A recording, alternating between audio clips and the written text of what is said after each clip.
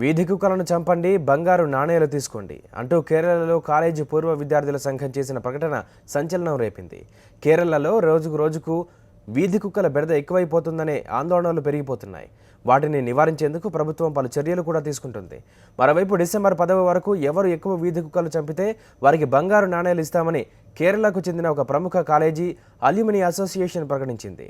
రాష్ట్రంలోని అన్ని మున్సిపాలిటీల్లో, మేజర్ పంచాయతీల్లో వీధి కుక్కల నివారిస్తారో వారికి బంగారు నాణేలు అందజేస్తామని అల్యూమిని అసోసియేషన్ సెక్రటరీ జేమ్స్ తెలిపారు. కుక్కల బెడద నుంచి ప్రజలను కాపాడేందుకే ఈ నిర్ణయం అన్నారు. 1984లో ఫిజిక్స్లో గ్రాడ్యుయేషన్ పూర్తి చేసుకున్న వారు ఇచ్చిన విరాళాల ద్వారా ఈ బంగారు నాణేలు కొనుగోలు చేస్తున్నట్లు తెలిపారు. ఏ రోజుకు ఆ రోజు ప్రతి పంచాయతీ, మున్సిపాలిటీలకు చెందిన వారు నివేదికను పంపాలని, దాని ఆధారంగా డిసెంబర్ 10 తర్వాత వారికి బంగారు నాణేలు అందజేస్తామని చెప్పారు. ఇటీవల కేరళలో వీధి కుక్కల దాడిలో 4 మృతి చెందారు. దాదాపు 700 మంది గాయపడ్డారు. దీంతో వీధి శునకాల నివారణకు అక్కడ పెద్ద ఉద్యమమే జరుగుతోంది.